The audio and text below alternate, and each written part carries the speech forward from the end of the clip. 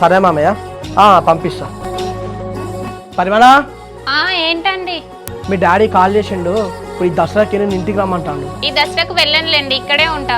ఇప్పుడు నువ్వు ఇక్కడనే ఉంటే మీ డాడీ ఏమనుకుంటాడు, నేనే పంపిస్తలేను అనుకుంటాడు. వెళ్ళి రాపో ఒక 4 రోజులు. అత్తమ్మకి అసలే చేతనైతే లేదు, పైన ఈ మొక్కల నొప్పులు ఒకటి. ఈ పండుగకు పనులన్నీ ఎవరు చేస్తారండి? అందుకే పండుగ అయిపోయినాక 4 రోజులు వెళ్ళొస్తా. కోడలా, నువ్వు పోయేది పండగలేక కదా, ఈ పనులన్నీ నేను ఎట్లనో అట్లా చేసుకుంటా, నువ్వు పోయిరాపో. ఈ ఇంటి చుట్టూ వేయడం మీ వల్ల ఏమైతే లేండి అత్తమ్మ. పండుగ తర్వాత 4 రోజులు వెళ్ళొస్తా. మా నాన్నకు ఫోన్ చేసి చెప్తా. కావ్య, దసరాకి మనలోనే ఉంటాను, రచ్చ రచ్చ ఇక.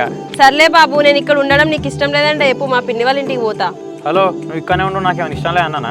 నువ్వు ఉండాలనే కదా నేను కూడా ఊరుకుంటున్నా. సరే కానీ ఉంటానే కదా మరి. దసరాకి ఏంటి ప్లానింగ్స్, ఏంటి స్పెషల్? స్పెషల్ అంటే మన ఊళ్ళో మాత్రం బతుకమ్మ దసరా చాలా బాగా అవుతుంది. ఊళ్ళో లేడీస్ అందరు కలిసి ఊళ్ళో మంచిగా బతుకమ్మ ఆడతారు. ఊరవతల అవనవద కూడా అవుతుంది. అవునా? సరే, ఈసారి నేను కూడా చూడాలి. మళ్ళీ దసరా ఈవినింగ్ రోజు జమ్మాకు పాలపిట్టని చూడడానికి అడవిలోకి పోతాం, మస్తు ఉంటుంది అప్పుడైతే. అవునా? కానీ మా అన్నయ్య రానిస్తాడో లేదో నన్ను. మెల్లిగా ఏదో ఒకటి చెప్పి దసరా రోజు అయితే బయటికి రా, చాలా బాగుంటుంది. ఒక్క నిమిషం, నా ఫ్రెండ్ అనుష కాల్ చేస్తుంది. చెప్పే. ఏం చేస్తున్నారా కార్తీక్? ఏం లేదే, బయటే ఉన్నా. చెప్పు, ఫోన్ చేసినావు. ఏం లేదురా, షాపింగ్ వచ్చిన. డ్రెస్ తీసుకోవాలా, హాఫ్ సారీ తీసుకోవాలా అర్థం కావట్లేదు. ఏం తీసుకోవాలా నువ్వే చెప్పు.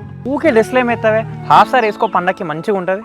సరే రా, నువ్వైతే లైన్లో ఉండు, నీకు కొన్ని ఫొటోస్ పంపుతా. ఏది బాగుందో నాకు కొంచెం చెప్పు. సరేనే, నీ నచ్చిన అయితే నువ్వు ఫొటోస్ తీసుకొని నాకు పంపి. హలో కావ్య, ఏమైంది వెళ్ళిపోతున్నావు? కావ్య.